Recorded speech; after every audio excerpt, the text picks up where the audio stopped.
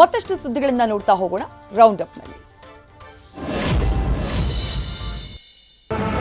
ಅನ್ನಪೂರ್ಣೇಶ್ವರಿ ನಗರ police ಠಾಣೆಯಲ್ಲಿರುವ Darshan ನೋಡೋಕೆ ನೂರಾರು ಸಂಖ್ಯೆಯಲ್ಲಿ ಅಭಿಮಾನಿಗಳು ಬಂದು ಪೊಲೀಸರ ಕೈನಲ್ಲಿ ಲಾಠಿ ಏಟು ತಿಂದು ವಾಪಸ್ಸಾಗಿದ್ರು.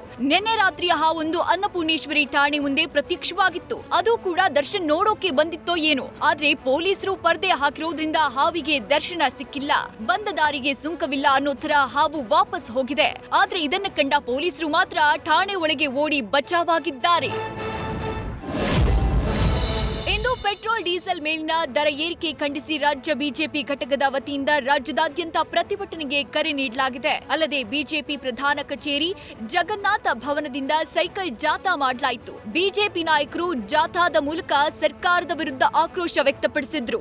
ಬಿಜೆಪಿ ರಾಜ್ಯಾಧ್ಯಕ್ಷ ವಿಜಯೇಂದ್ರ, ವಿಧಾನ ಪರಿಷತ್ ಸದಸ್ಯ ಸಿಟಿ ರವಿ ಪ್ರತಿಭಟನೆಯಲ್ಲಿ ಸೈಕಲ್ ಏರಿ ಜಾಥಾ ಹೊರಟಿದ್ರು. ಈ ವೇಳೆ ಪೊಲೀಸರು ಎಲ್ಲರನ್ನ ವಶಕ್ಕೆ ಪಡೆದ್ರು. ರಾಜಧಾನಿಯಲ್ಲಿ ಮಳೆರಾಯನ ಆಗಮನವಾದರೂ ನೀರಿಗಾಗಿ ಜನ ಪರದಾಡೋದು ಮಾತ್ರ ತಪ್ಪಿಲ್ಲ. ಸದ್ಯ ಆರ್ಟಿ ನಗರದ ಅಂಬೇಡ್ಕರ್ ಕಾಲೇಜು ಮುಂಭಾಗ ಕುಡಿಯುವ ನೀರಿಗಾಗಿ ನಿನ್ನೆಯಂತೆ ಇಂದು ಕೂಡ ರಸ್ತೆ ತಡೆದು ಸ್ಥಳೀಯರು ಪ್ರತಿಭಟನೆ ಮಾಡಿದ್ರು. ಖಾಲಿ ಬಿಂದಿಗೆ ಹಿಡಿದು ನಮಗೆ ನೀರು ಕೊಡಿ ಅಂತ ಮಹಿಳೆಯರು ಆಕ್ರೋಶ ಹೊರಹಾಕಿದ್ರು. ಇನ್ನು ಪ್ರತಿಭಟನೆ ವೇಳೆ ರಸ್ತೆ ತಡೆದಿದ್ರಿಂದ ವಾಹನ ಸವಾರರಿಗೆ ತೊಂದರೆ ಆಗ್ತಾ ಇತ್ತು. ಈ ವೇಳೆ ಪೊಲೀಸರು ಮಧ್ಯ ಪ್ರವೇಶಿಸಿ ಸ್ಥಳೀಯರ ಮನವೊಲಿಸೋಕೆ ಯತ್ನಿಸಿದ್ರು. ಪೊಲೀಸರು ಹಾಗೂ ಪ್ರತಿಭಟನಾಕಾರರ ನಡುವೆ ಕೆಲಕಾಲ ವಾಗ್ವಾದ ನಡೆಯಿತು.